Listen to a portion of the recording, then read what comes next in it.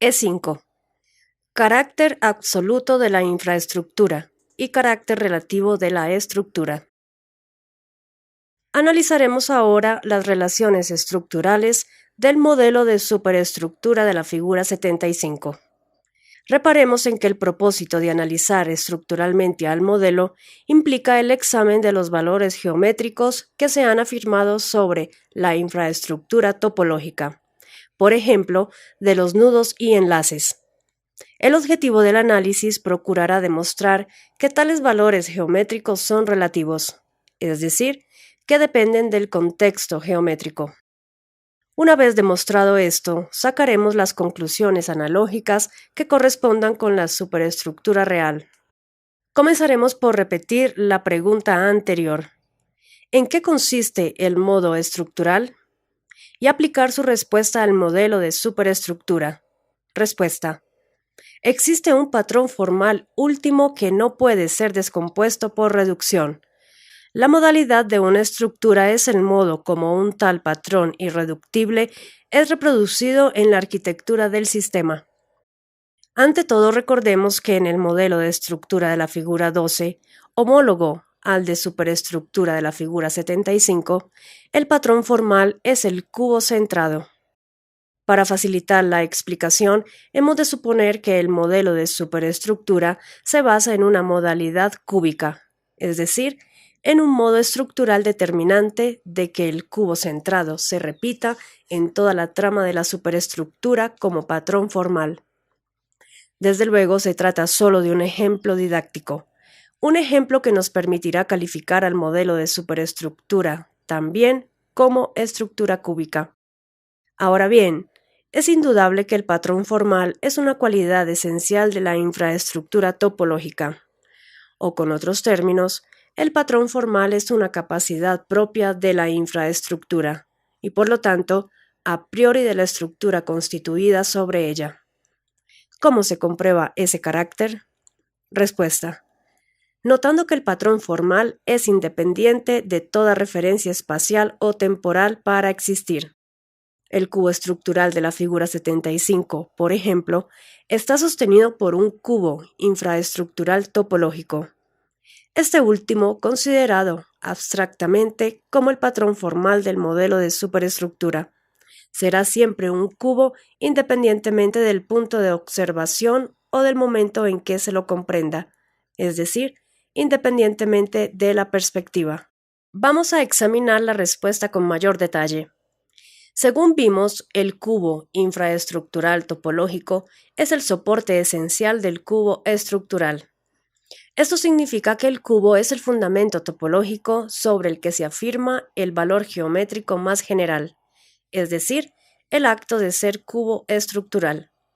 En resumen, el cubo infraestructural no posee valor geométrico, aunque hace posible que el valor exista para todo cubo estructural en tanto que tal, el valor y la existencia estructural sobrevienen a posteriori del patrón formal. El cubo infraestructural es una cualidad topológica que carece de valor geométrico propio, pero que sirve de fundamento a la existencia del valor geométrico estructural. Un cubo estructural solo puede ser afirmado sobre un cubo infraestructural topológico, es decir, aquel que no podría existir sin la presencia de éste. Pero el cubo infraestructural, en tanto que patrón formal, es irreductible y no puede ser descompuesto analíticamente. Vale decir, es un ser simple. Determina sin ser determinado, y aunque es causa de relaciones geométricas, no depende de ninguna relación fuera de sí para existir. Llegamos así al principio señalado en la respuesta anterior. Particularmente interesa destacar que no se requiere referir el cubo infraestructural al espacio topológico para probar su existencia. Su evidencia es inseparable de la intuición sensible o inteligible que lo revele a la razón, e independientemente de toda referencia concreta. Contrariamente al carácter absoluto del cubo infraestructural, el cubo estructural se caracteriza por su relatividad. Esto se pondrá de relieve si recordamos que el cubo estructural surge de la adjudicación de un conjunto de valores geométricos al cubo infraestructural.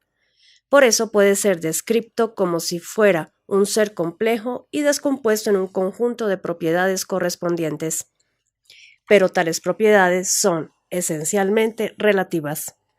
Dependen, por un lado, de la referencia del cubo estructural al espacio geométrico y por otra parte de sus relaciones mutuas. En el primer caso, la relatividad se comprueba notando que el valor geométrico de cualquier propiedad del cubo estructural depende de la relación que tal propiedad mantenga con respecto al espacio geométrico de referencia. En el segundo caso, la relatividad se comprueba observando que el valor geométrico de una propiedad depende de las relaciones con otras propiedades geométricas, es decir, depende del contexto geométrico. En el primer caso, la relatividad del valor geométrico es general y en el segundo caso es especial. Vamos a demostrar ambos casos de relatividad en los siguientes subartículos a fin de encarar, luego, la explicación de la proposición novena. E6. Primer caso. Relatividad general del valor geométrico en el cubo estructural. En toda estructura, cualquiera sea su modalidad, y particularmente en la estructura cúbica aquí considerada, el valor geométrico es relativo, aunque tal relatividad puede estar implícita o explícita en la definición de sus propiedades. ¿Qué significa la relatividad general del valor geométrico? Respuesta: que en el cubo estructural, el valor de sus propiedades depende de la relación que éstas mantengan con respecto al espacio de referencia. Para comprobarlo, notemos que, sin referir el cubo estructural al espacio, no es posible señalar sus propiedades reales. Solo podremos describir sus propiedades ideales, pues sin referencia espacial, el cubo no se halla situado en un espacio geométrico, sino en un espacio ideal. Diremos, por ejemplo, el cubo estructural tiene 6 caras, limitadas por 12 aristas, que forman 8 vértices exteriores, etc. Una descripción semejante es, naturalmente, ideal y por lo tanto genérica. Todo cubo estructural responde a esa descripción general. Empero, cuando nos referimos a ese cubo estructural en particular, por ejemplo, el de la figura 75, las cosas cambian. Si es cierto que a ese cubo estructural le cabe la descripción anterior, no es menos cierto que las propiedades descriptas dependen, en ese cubo, de la referencia implícita al espacio geométrico. Por ejemplo, es cierto que el cubo de la figura 75 tiene 6 caras, pero no es menos cierto que las mismas no son todas iguales. En efecto, en ese cubo debemos admitir que una cara es frontal, otra superior, otra inferior, otra posterior y otras 2 laterales. Si decimos la cara del cubo, estamos mencionando una propiedad del cubo ideal. La cara. Una cara igual a las otras 6, sin valor específico. Pero si decimos esa cara del cubo, estamos señalando implícitamente una propiedad del cubo real. Una cara distinta de las otras 6, con el valor específico que procede de ser frontal, lateral, etc. No podemos, pues, señalar ninguna propiedad de ese cubo estructural de la figura 75, sin que implícita o explícitamente la misma esté determinada por su referencia al espacio geométrico. Justamente los 3 ejes ortogonales dispuestos a la izquierda del cubo estructural, X, TT, Y, ES y Z, LD, cumplen la función de representar el espacio geométrico hacia el que debe ser referida toda observación. Cuando un cubo estructural se haya referido, como en la figura 75, a un espacio geométrico, cada una de sus propiedades geométricas presenta un valor relativo a dicho espacio. Si la referencia se toma con respecto al punto 0 de intersección de los ejes, entonces el vértice 3 tiene más valor que el vértice 2. Por ejemplo, igualmente tiene más valor la arista 3,7 que la arista 2,6, etc. En rigor, Si pretendemos señalar con exactitud una propiedad específica de ese cubo particular, debemos establecer con precisión su relación con respecto a un espacio de referencia. Ello nos permitirá asegurar que la propiedad señalada es la misma luego de cualquier tipo de desplazamiento. Si la referencia es correcta, un cambio de posición, una rotación del cubo estructural, por ejemplo, no nos impedirá distinguir sin error en todo momento a tal o cual propiedad específica. Empero, si hemos permanecido fijos en nuestro sitio de observación, comprobaremos que a pesar de saber en todo momento a dónde está el vértice 3, el mismo puede ya no valer más que el vértice 2. Es decir, el valor geométrico es relativo con respecto al espacio de referencia. Cabe advertir aquí que solo el segundo caso de relatividad especial del valor geométrico será tomado en consideración para explicar la proposición novena. El motivo es que la correspondencia analógica entre el modelo de superestructura y la superestructura real exigiría la definición de una referencia concreta de esta al espacio cultural. Exigencia que nos alejaría del objetivo de este inciso, es decir, del registro cultural. El registro cultural, por ser análogo a un enlace del modelo de superestructura, queda comprendido claramente en el segundo caso, que se refiere a las determinaciones del contexto geométrico. Por eso, luego del siguiente artículo, se mencionará la relatividad del valor geométrico sin aclarar si es general o especial. Mas, en todo caso, deberá entenderse que se trata de la relatividad especial, es decir, aquella relatividad del valor con respecto al contexto geométrico. E7. Segundo caso. Relatividad especial del valor geométrico en el cubo estructural.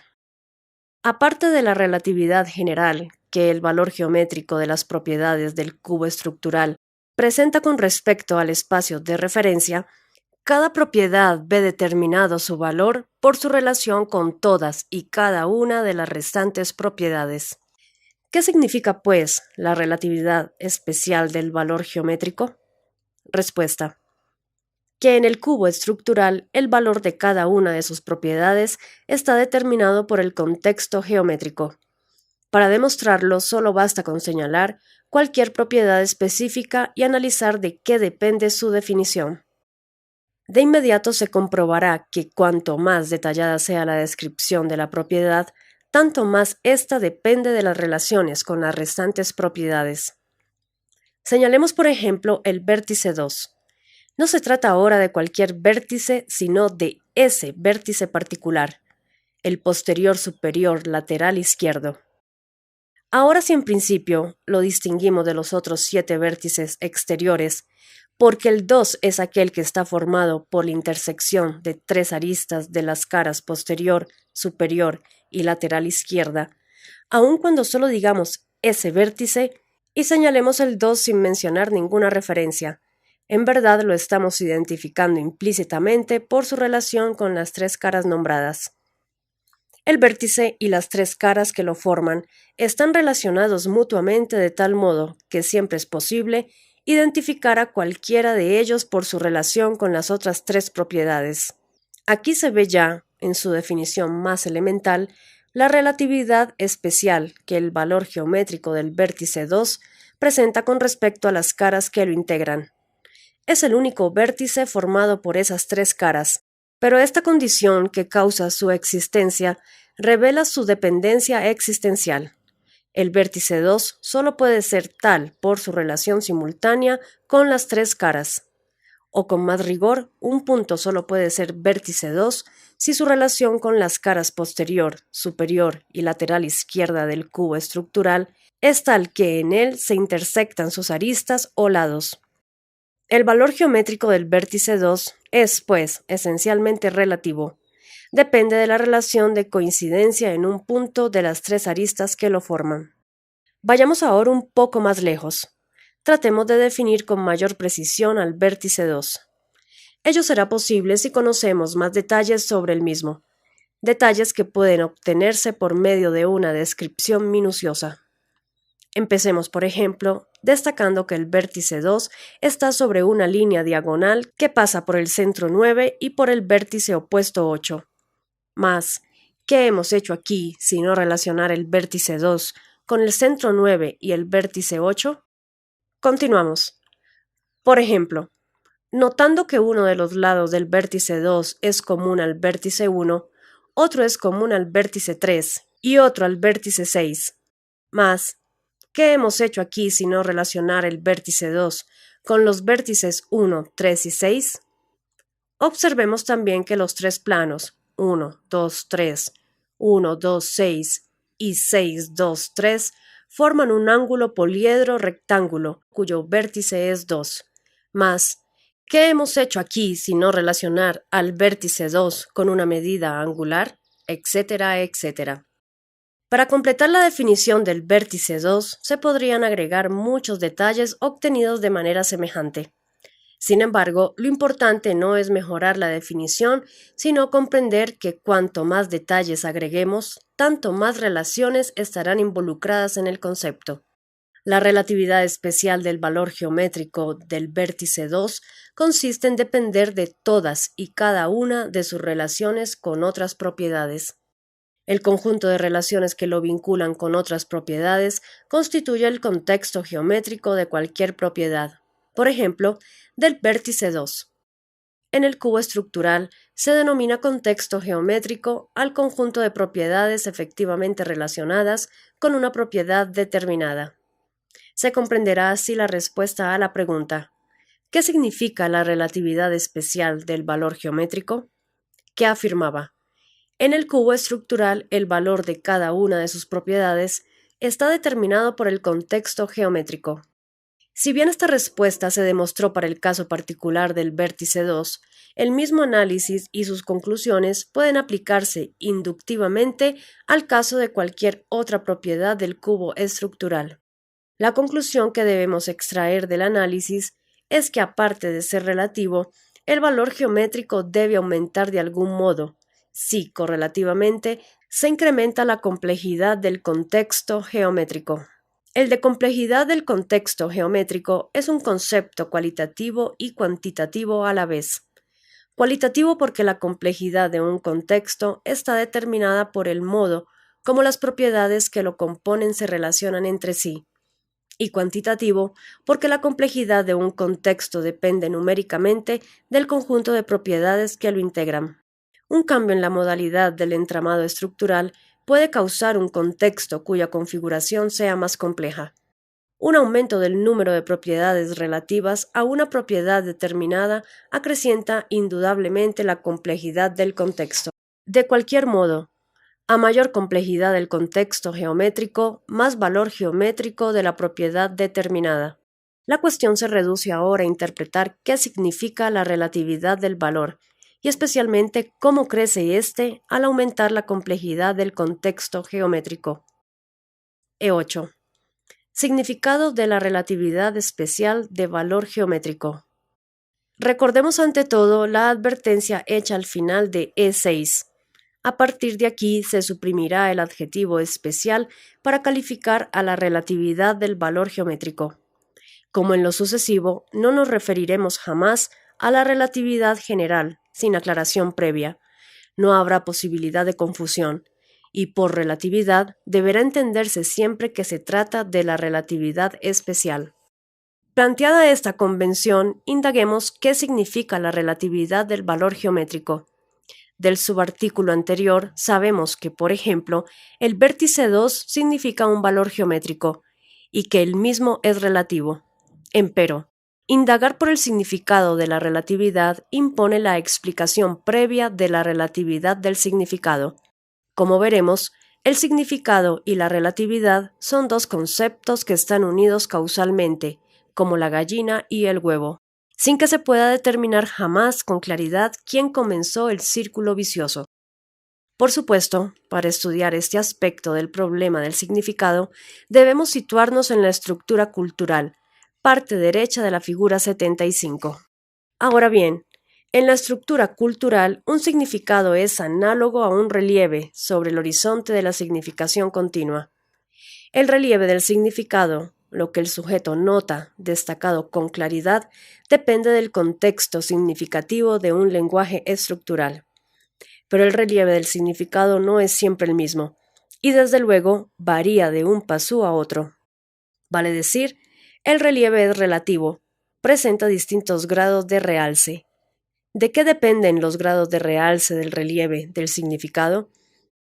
Respuesta: de la complejidad del contexto significativo del lenguaje.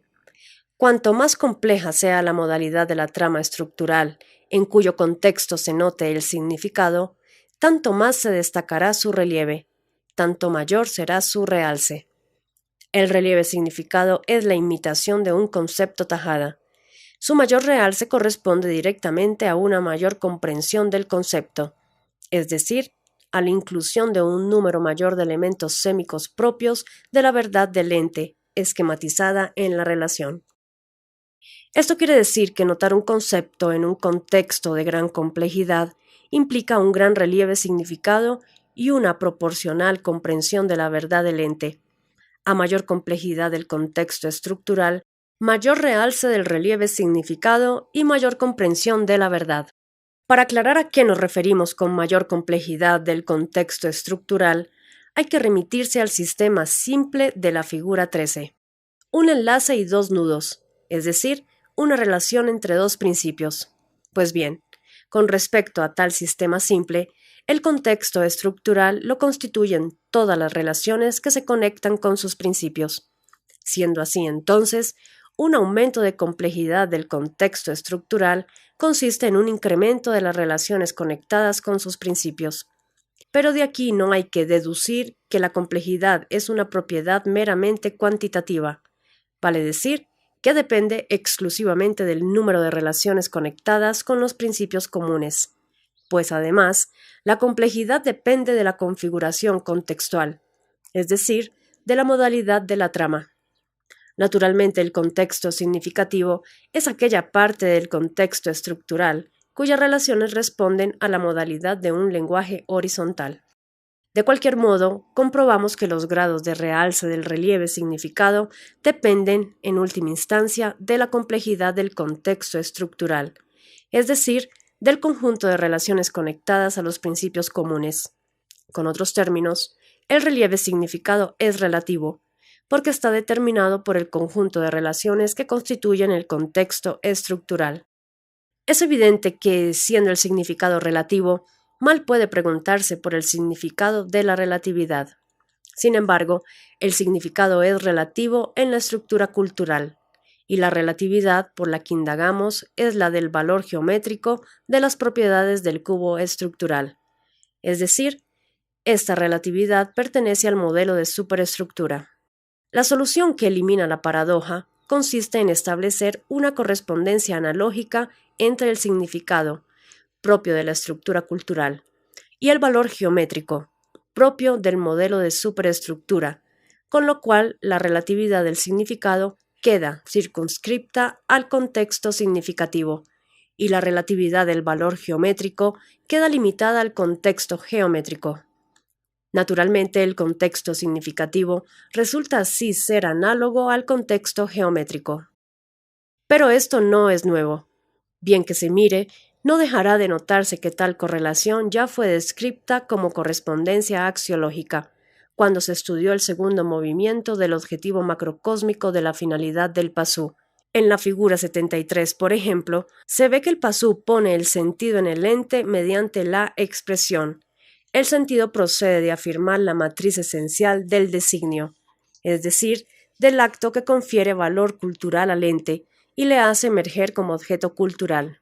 El sentido es, pues, un valor, y tal valor, propio del modelo de superestructura, corresponde al significado, propio de la estructura cultural. En síntesis, el valor geométrico de cualquier propiedad del cubo estructural es análogo al significado de cualquier concepto de la estructura cultural. Ambos son igualmente relativos por causa de sus respectivos contextos.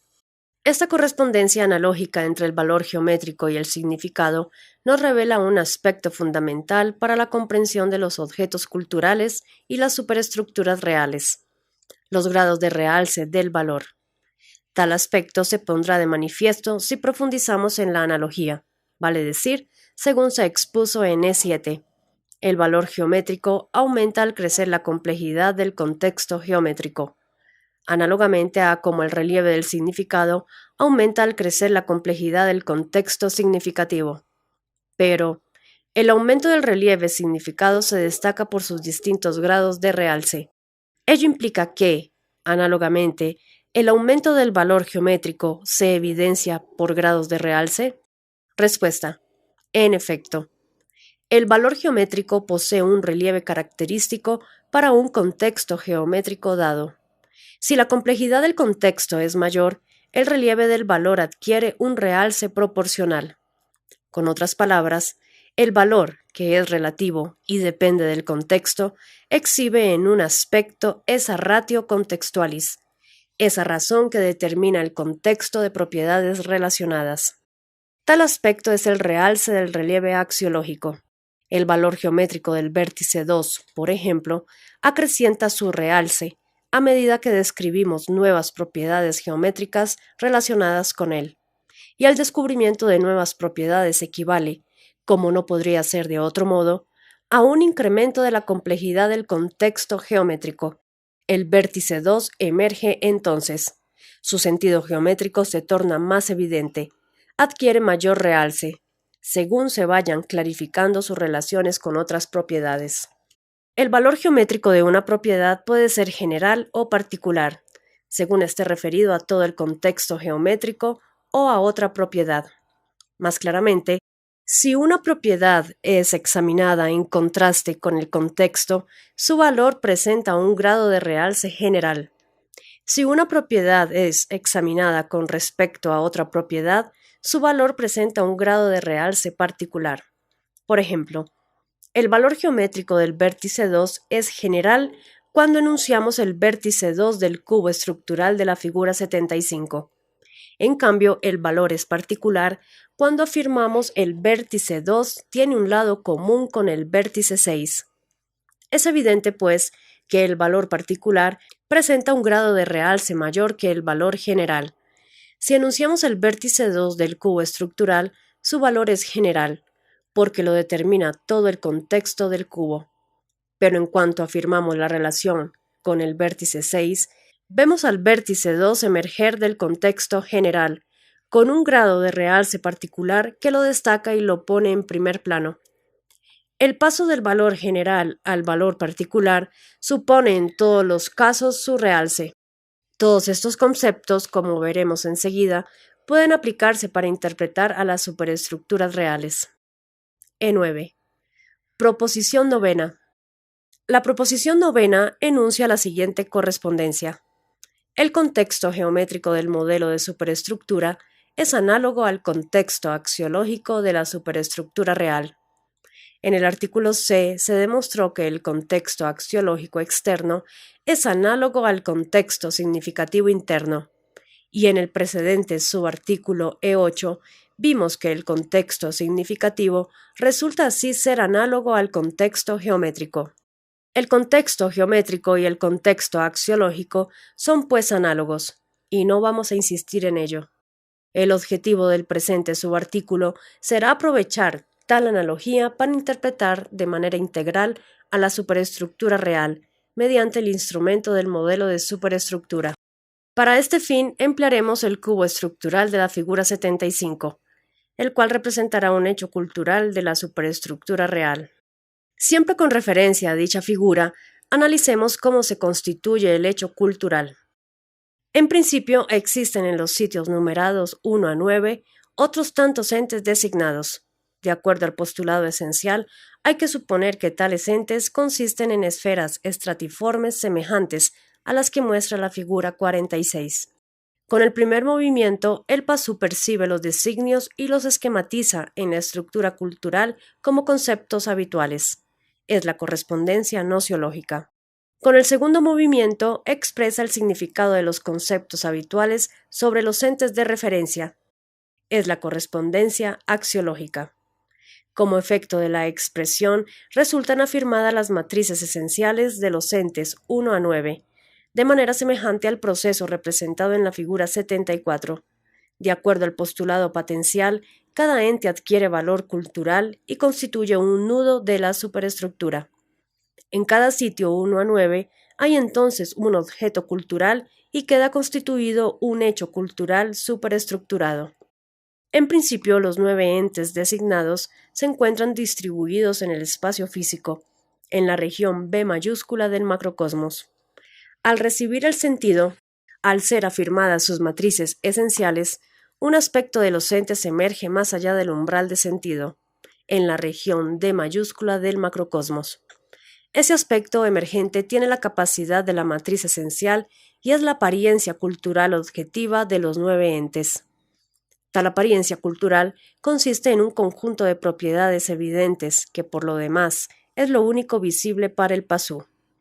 Cada ente permanece en su sitio original como soporte de las propiedades culturales emergentes, como sostén de la apariencia cultural visible, pero invisibles en sí mismos.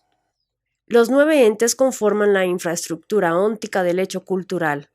El pasú no puede verlos, pues se halla en la región B mayúscula, pero reconoce en cambio a la apariencia cultural emergente, a las 9 matrices esenciales afirmadas por su expresión postora de sentido. Sobre la infraestructura óntica se constituye la superestructura del hecho cultural. Cada objeto cultural, visible para el pasú en los sitios 1 a 9, manifiesta un valor cultural que determina su sentido, y el sentido del hecho cultural. El valor cultural de cada objeto es relativo. Cada objeto presenta un valor general, referido al contexto de los restantes objetos, y un valor particular, por su relación con cada uno de los objetos del contexto. El contexto, constituido por objetos culturales, es así puramente axiológico. Las relaciones entre objetos culturales se denominan conexiones de sentido y son registros culturales del macrocosmos. En el modelo de superestructura, en el cubo estructural de la figura 75, las conexiones de sentido están representadas como los enlaces que ligan a los objetos culturales 1 a 9. La relatividad del valor cultural puede comprenderse analógicamente recordando que el valor de un objeto cultural es análogo al valor geométrico de una propiedad del cubo estructural, que el objeto cultural mismo es análogo a una propiedad del cubo estructural, en este caso a un vértice, que las conexiones de sentido son análogas a las relaciones entre propiedades, etc. Tomando en consideración tales analogías y los análisis de los subartículos anteriores, es claro que el valor cultural es relativo y que depende del contexto axiológico. El valor cultural de un objeto puede presentar entonces distintos grados de realce. A mayor complejidad del contexto axiológico, más realce del objeto cultural. La complejidad del contexto axiológico, desde luego, depende cualitativamente y cuantitativamente del conjunto de conexiones de sentido que ligan a un objeto cultural con los restantes. Para visualizar todo esto, vamos a referirnos a un ejemplo concreto. Supongamos que nos dirigimos a la biblioteca pública para buscar un ejemplar de Mi Lucha. El hecho cultural, en este caso, está constituido por el espacio cultural de la biblioteca y la superestructura de objetos culturales y hombres que lo ocupa. Entramos en el salón y nos situamos frente a los estantes de libros. Allí cada cosa que distinguimos es un objeto cultural al que hemos puesto sentido. Pero el sentido que posee cada objeto tiene un valor relativo, determinado formalmente por los restantes objetos del contexto. Cada objeto se define por sus propiedades, pero cada propiedad adquiere sentido por sus relaciones con todas las otras. Sabemos qué es una biblioteca, un sitio donde se guardan libros en estantes. Vamos allí y la reconocemos. Vemos los libros acomodados en los estantes sujetos a la pared cimentada en el piso para sostener el techo, etc. En verdad, todo este contexto otorga sentido y permite que reconozcamos a la biblioteca. Ni los libros, ni los estantes, ni la pared, ni el techo, ni ningún objeto cultural tomado fuera de contexto significa la biblioteca. Por el contrario, La biblioteca es el conjunto de objetos culturales ligados por conexiones de sentido que constituyen un contexto reconocible como tal. Entre los libros, los estantes, la pared, el techo y todos los demás objetos culturales, existen conexiones de sentido reales, aunque invisibles, que forman la superestructura del hecho cultural. Los objetos culturales se encuentran distribuidos sobre la infraestructura óntica de la biblioteca, presentando cada uno un valor cultural general, determinado por el contexto axiológico completo. Por eso, cuando miramos hacia los estantes buscando el libro del Führer, todos los libros parecen iguales. Son libros, eso lo sabemos, pero ninguno aparenta valer más que otro, porque la integridad del contexto axiológico les confiere un valor general. De pronto, uno de los libros adquiere realce y su relieve se destaca por sobre los otros libros. Leemos el título en el lomo y comprobamos que es Mi lucha, el libro del Führer. Un instante antes, todos los libros eran de igual valor. Un instante después, uno de ellos consigue sobresalir y atraer nuestra atención. Paralelamente, el resto de los libros, y aún el contexto de la biblioteca, han pasado a segundo plano. Han perdido valor cultural frente a la relevancia del libro del Führer. ¿Qué ha ocurrido? Respuesta: que al reconocer el libro del Führer, confundido entre la generalidad de los otros libros del estante, hemos afirmado en él un valor particular, que causó su instantáneo realce. Según vimos en E8, el paso del valor general al valor particular supone en todos los casos su realce. En este, como en cualquier otro caso semejante, es evidente la relatividad del valor cultural. La afirmación del libro buscado equivale a fortalecer su conexión de sentido con nosotros, o contrariamente a debilitar las conexiones de sentido que mantenía con el contexto axiológico de la biblioteca.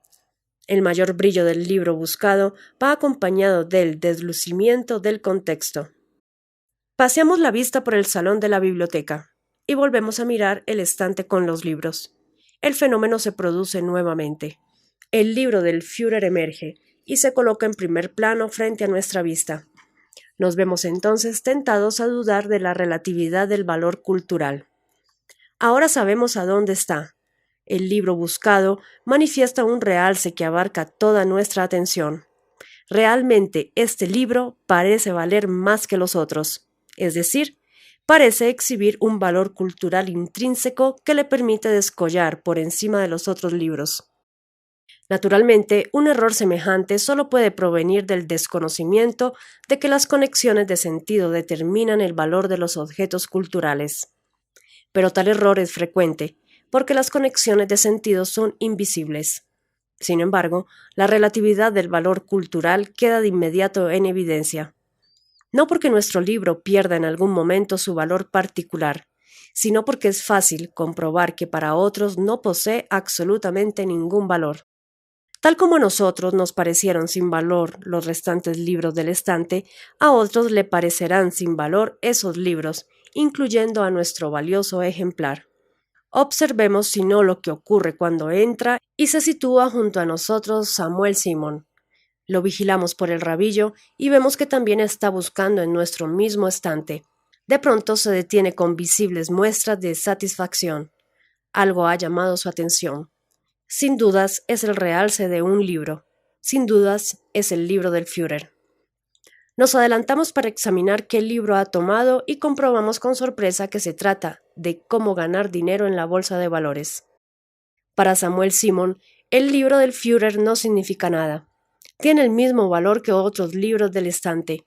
En cambio, para él, ha resultado notable la presencia, entre otros, de Cómo ganar dinero, pues en ese libro ha afirmado un valor cultural superior. Estos ejemplos, aunque triviales, tienen la virtud de evidenciar la relatividad del valor cultural y su dependencia de las conexiones de sentido. En los objetos culturales hay un valor general sostenido por la integridad del contexto axiológico, como en los libros de la biblioteca, cuyo valor general les permite ser libros y estar en el estante sin descollar unos sobre otros. Pero los objetos culturales también presentan valores particulares, según a quién se refiera una conexión de sentido determinada. Ciertas conexiones de sentido especiales, con Dios, con la patria, con el hogar, con la raza, etc., pueden conferir a un libro, por ejemplo, el que nosotros buscamos, un valor particular, superior al de otros objetos culturales. Y este valor particular, según vimos, causa el efectivo realce del objeto cultural por sobre el valor general. Lógicamente, el ejemplo de la biblioteca puede ser cuestionado argumentando que las conexiones de sentido de los libros, las que se refieren a su contenido literario, no son reales, es decir, que se trata de las proyecciones de relaciones ideales. Para comprobar que tal argumento es falaz, solo basta con reemplazar a los libros por utensilios y a la biblioteca por una ferretería. Los utensilios están distribuidos en los estantes sin destacarse unos de otros, aunque cada uno disponen de un valor general que les confiere no solo el contexto axiológico de la ferretería, sino el de toda la superestructura de la cultura externa. Si somos herreros y vamos a buscar, por ejemplo, un martillo de hierro, es seguro que el mismo emergerá por sobre las demás herramientas, no bien lo reconozcamos y afirmemos en él un valor particular. Si junto a nuestro martillo de hierro hay otro de madera, es posible que no reparemos en él, que no tenga valor para nosotros. Sin embargo, el carpintero que ha entrado a la ferretería detrás nuestro a buscar también un martillo, se dirige prestamente a tomar el martillo de madera cuyo realce lo destaca por sobre las demás herramientas, incluido nuestro valioso martillo de hierro. Para el carpintero, el martillo de madera tiene un valor particular, un valor utilitario basado en su función de ajustar cuñas de madera. En cambio, el martillo de hierro, que no es útil para tal función, carece de valor utilitario y por lo tanto de sentido. El carpintero no lo ve siquiera, porque para él no significa nada y entonces no le pone ningún sentido, no afirma en él ningún valor particular. En resumen, todos los martillos del estante, de distintas formas y materiales, son objetos culturales dotados del valor general de ser martillos, conferido por el contexto axiológico. Cada uno de ellos puede exhibir, además, un valor particular, determinado por algunas conexiones de sentido que formalizan su función. Por ejemplo, la relación del martillo de hierro con los clavos y del martillo de madera con las cuñas. Y esas conexiones de sentido, que destacan un valor particular de cada martillo, son relaciones entre cosas reales y no meras proyecciones imaginarias. La facultad de anamnesia de los iniciados hiperbóreos permite explorar los registros culturales. Ahora bien, los registros culturales son las conexiones de sentido entre objetos culturales, y son quienes determinan el valor general actuando en el conjunto del contexto axiológico o el valor particular al ser confirmada alguna de ellas por separado. La comprensión del registro cultural exige, pues, ser encarada mediante un análisis detallado del valor cultural. Especialmente debemos comprender en qué principios se sustenta el valor general y en qué lo modifica el valor particular. El modelo de superestructuras facilita las respuestas, según veremos en los siguientes subartículos, luego de los cuales pasaremos a describir las posibilidades de la facultad de anamnesia. E10. Superestructura y valor general de los objetos culturales. Lo primero que hay que notar aquí es que todos los miembros de una comunidad cultural participan igualmente del valor general de cada objeto cultural. Siendo así, ¿significa eso que el valor general está presente en el objeto cultural independientemente del reconocimiento particular de cada miembro? Respuesta. La respuesta es afirmativa. El valor general subsiste en el objeto cultural aun en el caso en que ningún pasú se encuentre en el contexto para expresar su sentido. Y la explicación es la siguiente. Como se expuso en el comentario tercero, el objetivo macrocósmico de la finalidad del pasú apunta en primer término a poner sentido en el mundo. Para cumplir con tal finalidad no basta con otorgar sentido a los entes mediante alguna forma de expresión. Es necesario también que dicho sentido perdure y sea reafirmado una y otra vez, tras una búsqueda y descubrimiento perpetuo del designio, de una verdad que nunca acaba de revelarse completamente a la razón. Esa búsqueda, ese descubrimiento, esa reafirmación agradan al demiurgo, forman parte del objeto de su placer. Se requiere, pues, una superestructura externa que sostenga el sentido otorgado a los entes. Construir tal superestructura es una tarea colectiva, y los lenguajes son las herramientas con que está dotado el PASU para emprenderla. El sentido puesto colectivamente en un ente, es decir, el valor general de un objeto cultural, perdura porque es sostenido en el ente por la superestructura real. Cuando un objeto cultural es conocido colectivamente e integra la superestructura de esa cultura, su valor general se conserva en el objeto, independientemente del reconocimiento particular de sus miembros. Vale decir, el valor general es colectivo e indiferente a todo acto individual. Una vez que un objeto cultural ha emergido del umbral de sentido con un valor general y se ha incorporado a la superestructura, permanece manifestado en la esfera de sentido.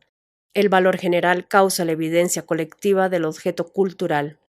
Así pues, el contexto axiológico no solo determina el valor general y con ello el grado de realce del objeto cultural, sino que también sostiene tal valor en el objeto y causa su permanente realce. Recordemos que el contexto axiológico consiste en el conjunto de objetos culturales que integran la superestructura con respecto a un objeto cultural determinado. Estas sentencias, claro está, nos plantean un interrogante insoslayable. ¿Qué principio emplea la superestructura para sostener el valor general en un objeto cultural determinado? Respuesta: un principio de vitalidad. Si todo el macrocosmos, en efecto, está vivificado por el anima mundi del Uno, con más razón lo estarán las superestructuras que existen en su interior.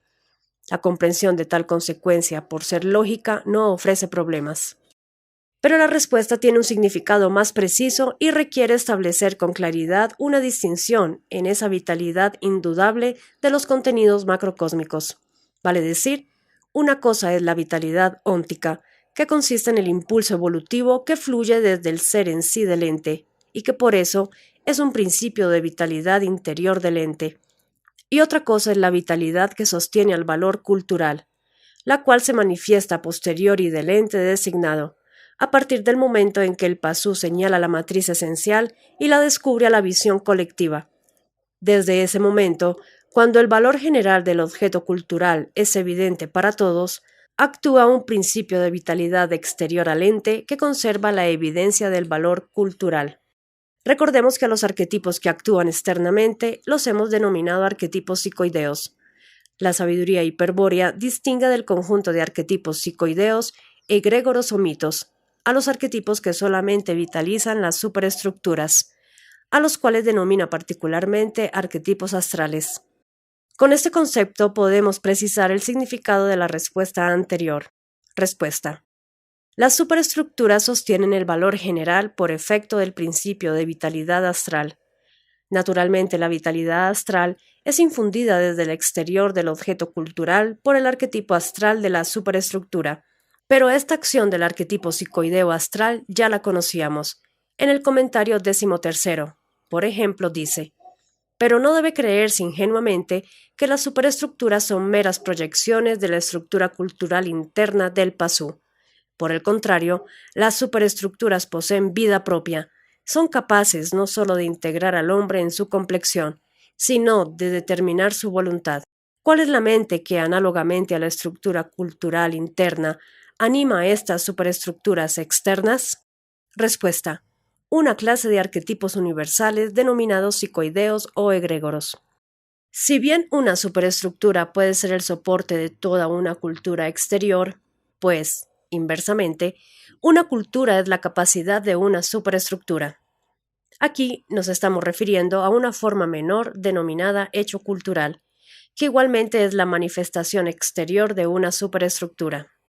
El hecho cultural en general es análogo al cubo estructural del modelo de superestructura de la figura 75, y a él nos referiremos más adelante para ejemplificar el principio de la vitalidad astral. Lo que hay que tener presente, mientras tanto, es que la superestructura del hecho cultural está animada por un arquetipo astral.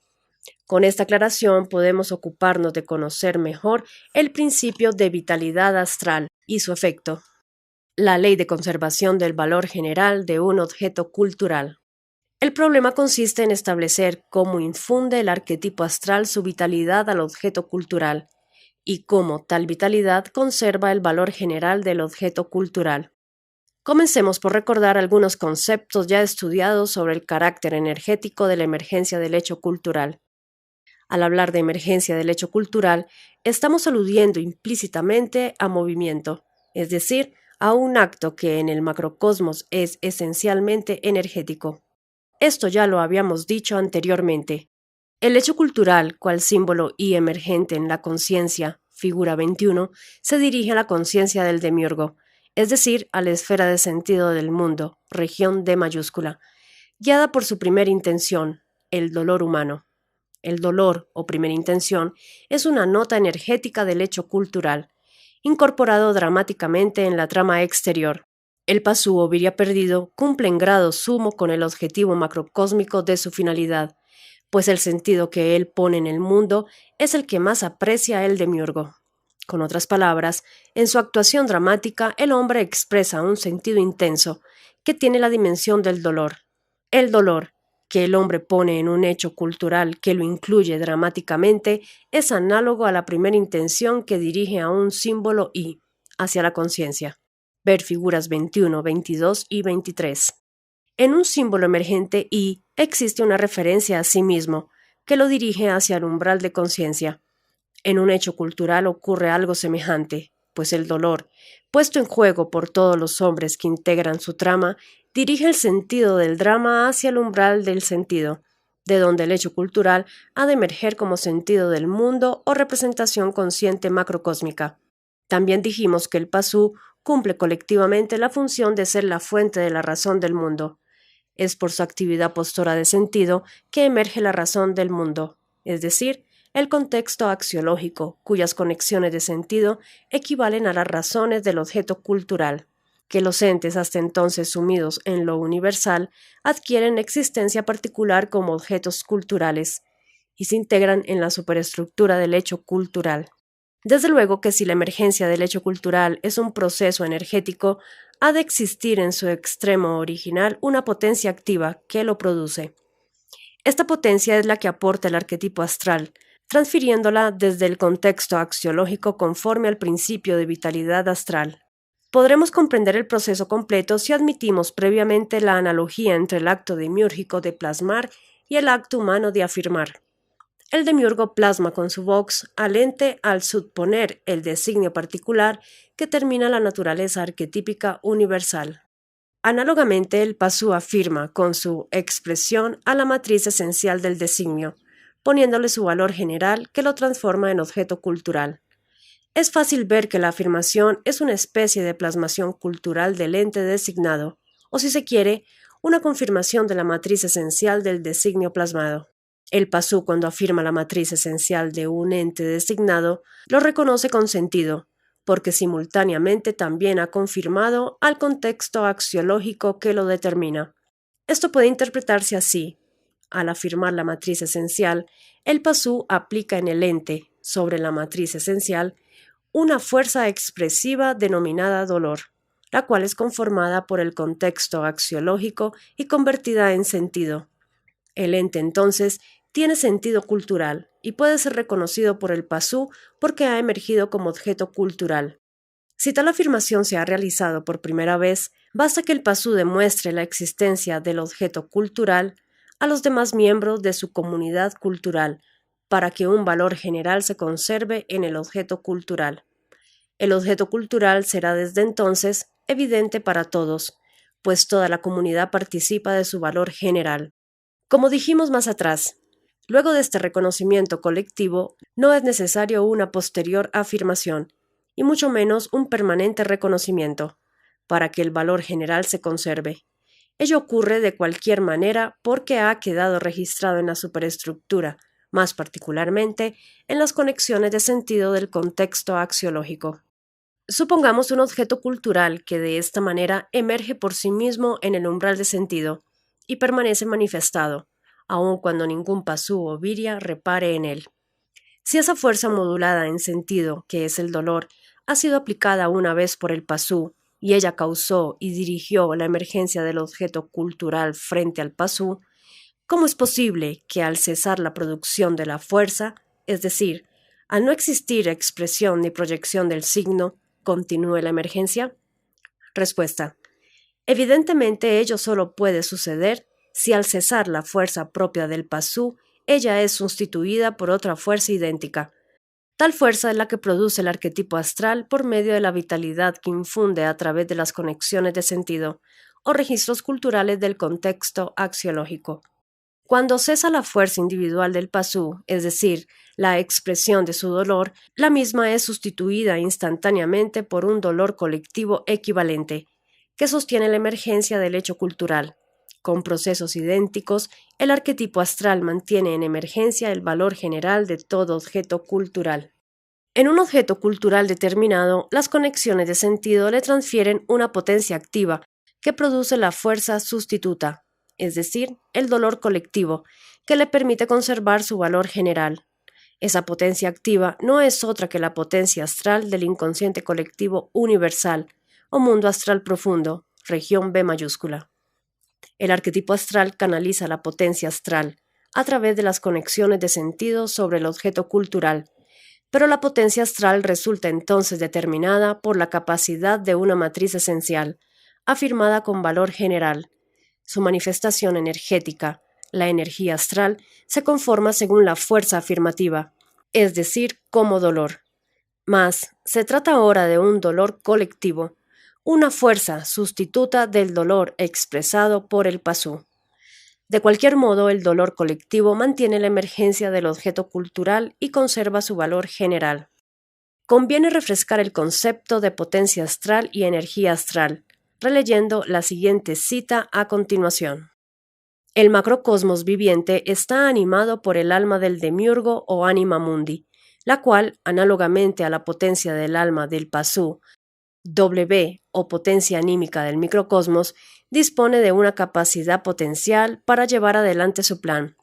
Es la potencia astral, equivalente a la potencia W del alma del pasú, y tal potencia astral se manifiesta también mediante dos modos principales, como energía vital del mundo astral, para sostener la vida del organismo macrocósmico, y como energía astral, para animar las superestructuras de los hechos culturales o de las culturas externas. Reparemos en la esfera de sombra del pasú.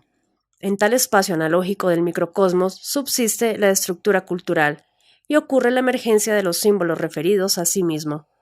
La característica esencial de todo símbolo emergente, según vimos en la primera parte, es la energía psíquica. Análogamente a la esfera de sombra, regiones A, B, C minúscula, figura 39, en el macrocosmos existe el mundo astral, A, B, C mayúscula, en el cual subsisten las culturas exteriores y ocurre la emergencia de los hechos culturales, referidos al umbral de sentido. Así, la característica esencial de todo hecho cultural es la energía astral. Resumiendo, una vez que el pasú proyecta el signo sobre el ente designado, y afirma la matriz esencial con su fuerza individual o dolor, el ente adquiere sentido cultural, un sentido determinado por el contexto axiológico, luego que el pasú ha dado a conocer el objeto cultural a su comunidad. El valor general se conserva en la superestructura por causa del arquetipo astral. El objeto cultural recibe de las conexiones de sentido la vitalidad astral que le permite mantener emergente su valor general. Una comprensión más profunda es posible si se interpreta la ley de conservación del valor general mediante el modelo de superestructura. Es necesario entonces incorporar el principio de vitalidad astral al modelo de superestructura, y para ello debemos considerar al hecho cultural como la forma de un organismo viviente. El hecho cultural, en efecto, admite la siguiente analogía orgánica. Si la infraestructura óntica es el esqueleto del hecho cultural, compuesto de entes vitalizados internamente por los arquetipos universales, la superestructura del hecho cultural constituye su anatomía orgánica, formada por objetos culturales vitalizados externamente por el arquetipo astral.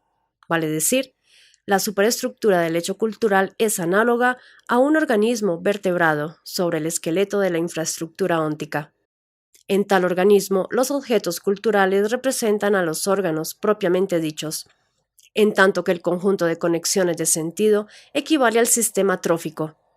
El arquetipo astral vitaliza a los objetos culturales, los alimenta con la fuerza sustituta que sostiene al valor general por medio de este sistema. Pero los arquetipos psicoideos o mitos exteriores también emplean al sistema trófico para articular el argumento dramático del hecho cultural. En la figura 75, por ejemplo, el cubo estructural de la izquierda representa a un hecho cultural orgánico. Los objetos culturales 1, 2, 9 son allí análogos a órganos, y el conjunto de conexiones de sentido 1,2, 2,3, 3,4, 4,1, etc., equivale al sistema trófico. El arquetipo astral vitaliza a los 9 órganos mediante el sistema trófico. Un órgano particular, por ejemplo el 2, es vitalizado por las conexiones tróficas 2,1, 2,3, 2,6 y 2,9 del sistema trófico. Análogamente, esto significa que el valor general del objeto cultural 2 está sostenido por las conexiones de sentido 2,1, 2,3, 2,6 y 2,9 del contexto axiológico. Con respecto a los ejemplos del subartículo E9, el objeto cultural 2 puede ser, desde luego, tanto un libro de la biblioteca como un utensilio de la ferretería. En cualquier caso, el valor general que los mantiene culturalmente visibles procede de la vitalidad que les infunde el arquetipo astral, a través de las conexiones de sentido de sus respectivos contextos axiológicos.